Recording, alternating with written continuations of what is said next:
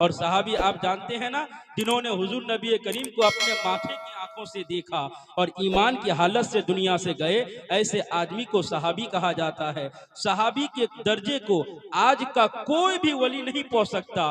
गौस हो, कुतुब हो, अब्दाल हो, नौजबा हो, वली हो, चाहे जितने बड़े वक्त के मुफक्किर और इमाम हो जाए, वो सहाबी के मंजिल को नहीं पहुंच सकता, सहाबी के मर्तबे को नहीं पहुंच सकता। इस सिलसिला की एक खुसूसियत ये है कि बीच में दो सहाबी वास्ता बनते हैं, एक हजरत अबू बकर सिद्दीक, दूसरे हजरत सलमान फारसी रजी अल्लाह ताला अन्हो। हजरत सलमान फारसी का मकाम व मर्तबा ये है कि हुजूर नबी करीम ने हजरत सलमान फारसी के बारे में फरमाया, सलमान फारसी तो हमारे घर वाले हैं। जरा गौर कीजिए कि हुजूर नबी करीम जिस आदमी को, जिस सहाबी को अपना घर वाला कह दे, उनका मकाम व मर्तबा कितना बुलंद होगा, उनकी शान कितनी बुलंद होगी। और इस सिलसिले के जो रूहानी इमाम है, इस सिलसिले के जो रूहानी पेशवा है, वो हजरत अबू बकर सिद्दीक रज़ी अल्लाह ताला अन्हु है। और हजरत अबू बकर सिद्दीक का मकाम व मर्तबा आप जानते हैं कि हजरत अबू बकर सिद्दीक कितने अफजलियत वाले हैं, कितने मकाम व मर्तबे वाले हैं। उलमाए किराम ने लिखा है कि अल्लाह ताला ने नबियों और रसूलों के बाद इस रुए जमीन पर हजरत अबू बकर जैसा अफजल इंसान पैदा ही नहीं फरमाया है। वाह वाह इतने वाह। बड़े अफजल वाले हजरत अबू बकर सिद्दीक है। हजरत अबू बकर सिद्दीक हमारे नबी से इतनी मोहब्बत करते थे, इतना प्यार करते थे कि एक मरतबा हुजूर नबी करीम हजरत अबू बकर सिद्दीक के घर तशरीफ लाते हैं। हजरत अबू बकर के दरवाजे पर पहुंचते ही हैं कि हजरत अबू बकर सिद्दीक ने दरवाजा खोलकर बाहर तशरीफ लाए। हुजूर फरमाते हैं, अय अबू बकर, क्या तुमने रात में सोया नहीं था? तो हजरत सिद्दीक अकबर ने कहा, हाँ या रसूल अल्लाह, मैंने रात भर सोया नहीं, मैंने करवट बदल बदल के रात गुजारी है। हुजूर ने फरमाया, तुमने रात भर क्यों नहीं सोया? तो हजरत अबू बकर सिद्दीक ने कहा, या रसूल अल्लाह, अरसा दराज से मेरे दिल में यह ख्याल आ रहा है कि अल्लाह ताला आपको हिजरत का हुक्म फरमाएगा। फिर मैं महसूस करता हूँ कि अगर अल्लाह ने आपको हिजरत का हुक्म दिया तो आप खादिम के तौर पर इस सफर में मुझे साथ में ले लेंगे। फिर मैंने सोचा, अगर रात में आपको हिजरत का हुक्म अल्लाह ताला दे दे और आप मेरे दरवाजे पर रात ही को आ जाएं, मैं सो जाऊं तो आपको इंतजार करना पड़े, इसलिए मैंने रात में सोना ही छोड़ दिया है, कहीं आपको मेरे दरवाजे पर इंतजार करना ना पड़े। मैं अबू बकर आपको अपने दरवाजे पर खड़ा नहीं देख सकता, अपने दरवाजे पर इंतजार नहीं करवा सकता। ये हजरत अबू बकर सिद्दीक है। जब से हिजरत का ख्याल दिल में आया, रात में सोना ही बंद कर दिया, रात में सोना ही छोड़ दिया। आप एक मर्तबा रो रहे हैं। लोगों ने पूछा, आप क्यों रो रहे हैं? हजरत अबू बकर सिद्दीक ने कहा, मेरे पास कुछ मालो दौलत है, मैं हुजूर नबी करीम को पेश करना चाहता हूँ, लेकिन मैं सोचता हूँ कि देने वाला हाथ ऊपर होता है, लेने वाला हाथ नीचे होता है। अगर मैं खुद जाकर के दूंगा तो नबी का हाथ नीचे हो जाएगा, मेरा हाथ ऊपर हो जाएगा। मैं इसलिए रो रहा हूँ कि मैं सरकार की बारगाह में कैसे अपनी मालो दौलत ले जाकर दूं। अल्लाह कोई रास्ता पैदा फरमा दे कि नबी मेरे माल को अपना माल समझ करके खर्च करे। और वाकई हुआ भी ऐसा ही कि हमारे नबी ने हजरत अबू बकर सिद्दीक के माल को अपना माल समझ करके खर्चा किया और नबी ने फरमाया कि जितना मुझे अबू बकर के माल ने नफा दिया, उतना मुझे किसी के माल ने नफा नहीं दिया। मैंने दुनिया में जितने लोग भी मेरे ऊपर एहसान किए थे, सारे लोगों का बदला मैंने चुका दिया, सिवाय अबू बकर के। अबू बकर का बदला तो अल्लाह ताला कयामत के दिन देगा।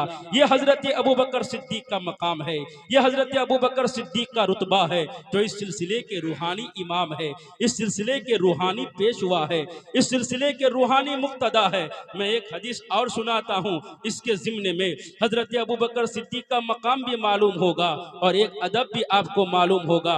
वह हदीस एक वाकया की शक्ल में मौजूद है, इसमें हमारे लिए अदब भी है जो आज मुआशरे में गफलत पाई जाती है। हुजूर नबी करीम की बारगाह में एक आदमी एक गिलास दूध लेकर के आया जिसमें पानी मिला हुआ था। ये पानी मिलाना मिलावट की गर्ज से नहीं था या दूध बढ़ाने की गर्ज से नहीं था। अरब के लोग उस जमाने में खालिस दूध नहीं पीते थे, कुछ ना कुछ पानी मिलाकर पिया करते थे। वो आदमी भी पानी मिलाकर दूध लाया था सरकार की बारगाह में। सरकार सरकार की खिदमत में पेश किया, या रसूल अल्लाह, ये एक गिलास दूध है, आप इसे नोश फरमा लें, आप इसे पी जाएं। हुजूर नबी करीम ने उस दूध को नोश फरमा लिया। दूध में पानी मिलाना मिलावट की गर से नहीं। अगर आज आप दूध बेचते हैं और पानी मिलाने की गर से, मिलावट की गर से, ज्यादा बढ़ाने की गर से, मुनाफा हासिल करने की गर से दूध में पानी मिलाते हैं तो ये धोखाबाजी है, ये गद्र है, इस्लाम में जायज नहीं है, इस्लाम में ये रवा नहीं है। आप अपने दूध को पानी मिलाकर तो पी सकते हैं, मगर सामने वाले को दूध में पानी मिलाकर आप नहीं दे सकते। इस्लाम में रवा नहीं, ये मना है, ये धोखाबाजी है, इस्लाम ने जायज करार नहीं दिया। वो आदमी नबी की बारगाह में दूध में पानी लेकर के आया, मिलाकर पेश किया। हुजूर नबी करीम ने इस गिलास से दूध को नोश फरमाया, थोड़ा बच गया था।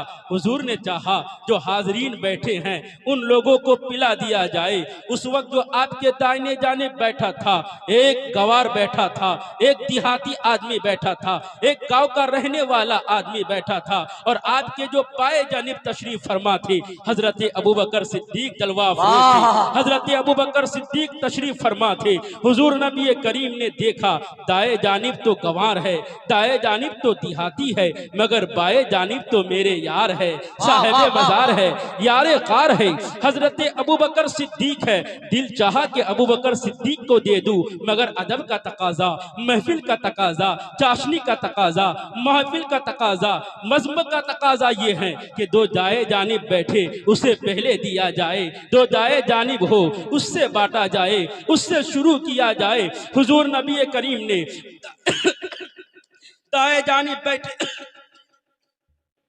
दाएं जानिब बैठे उस देहाती आदमी को दूध का गिलास दे दिया, हजरत अबू बकर सिद्दीक को नहीं दिया।